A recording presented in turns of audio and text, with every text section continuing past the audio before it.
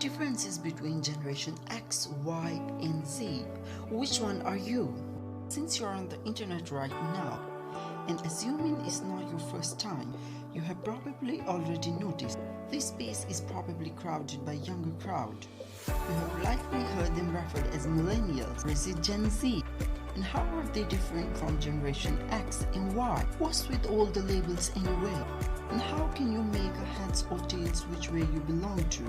And what defines your generation? Well, according to sociologist Carl Manheim, it all comes down to generational location, which means that all members of a generation share a similar collective experience. We'll get into what those might be for your generation. People are categorized into generation depending when they were born. For today's video, we're gonna focus on people born in US. As of now, there are 5 living generations. The traditionalist, also known as the silent generation, who were born before 1945. Then there are the baby boomers, born between 1946 and 1964.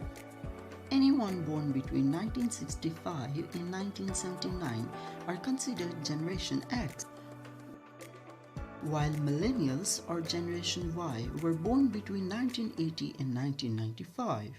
Finally, Gen Z or centennials who were born from 1996 to the present.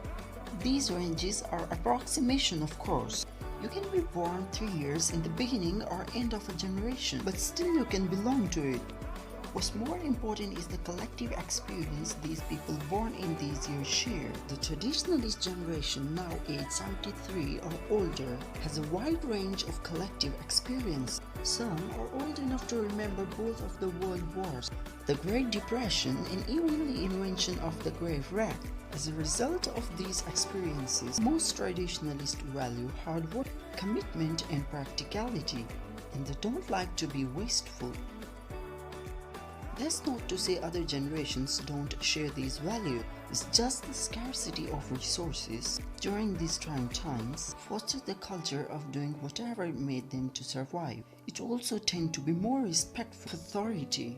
That is, always respect your elder generation, which you might recognize as older relatives. Traditionalists gave birth to baby boomers, who were, of course, one of the huge birth rate increase during the World War II.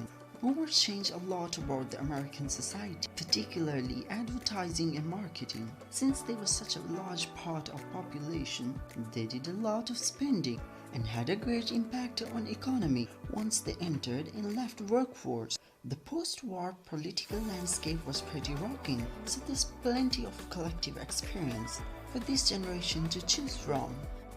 The Vietnam War and the controversy surrounding the draft, the Cold War and the Red Scare, the Civil Rights Movement and Woodstock and counterculture, the moon landing, and the list goes on.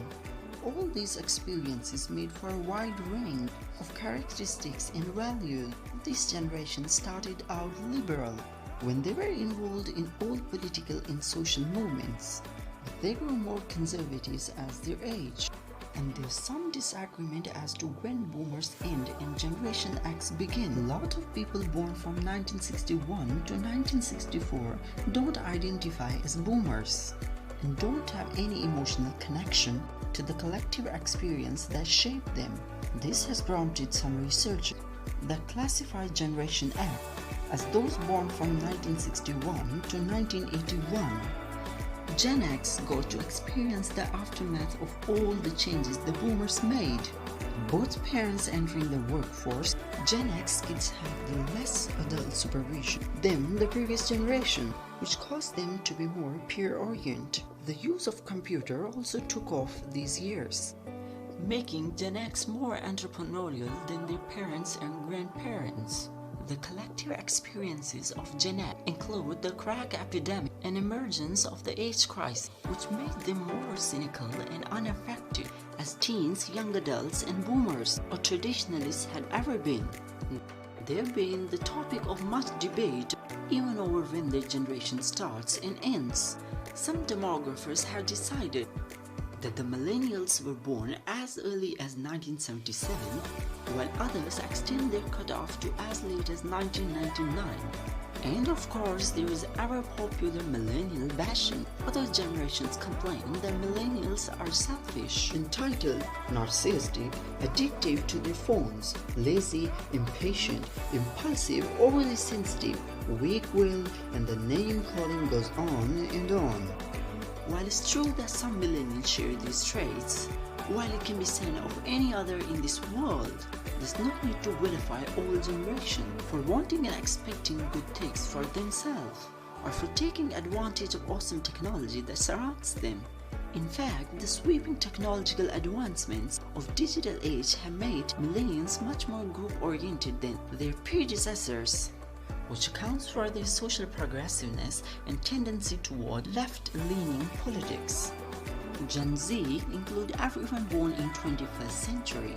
They can be the children of either Gen X or millennial parents, and this difference can affect their relationship with the technology they've grown up with.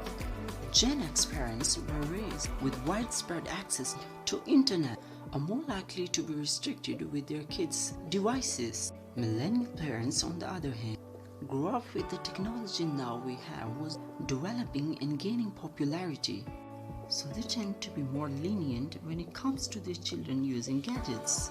Such digital savvy led themselves to be entrepreneurial spirit mentioned earlier with Gen X, so Gen Z also tends to value collaboration more, both school and work, while centennials were born in an environment where digital devices were widespread and readily available, so they have a very different relationship with it than previous generations.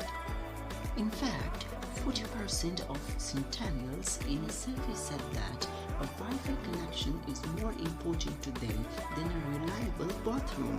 Of course, you may use that Wi-Fi to find a nearby public bathroom. Still, is the principle of the matter. Millennials and centennials share the most collective experiences and similarities in all the generations, so there's a lot of debate about the exact range for each of them. No matter where exactly these generations start, they mostly experiences the same thing. A majority of millennials and where they were when September 11th terrorist attacks happened.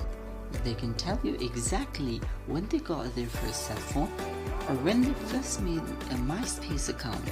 They can recognize the theme song to Family Ties, Rugrats, and other popular shows in the late 90s.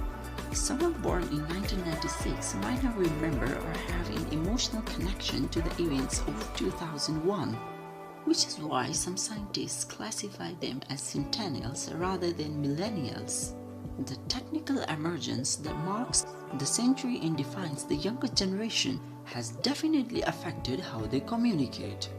Everything online happens pretty much instantaneously, so millennials and centennials expect other things to happen instantaneously, especially responses to texts and emails.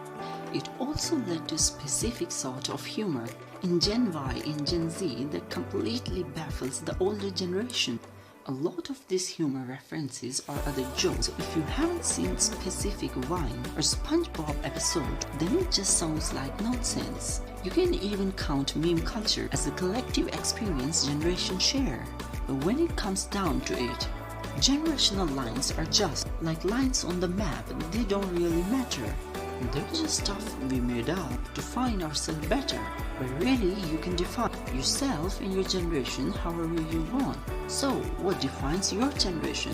When does it start or stop? What are some collective experiences people share in the place you are from? Tell us in the comments below.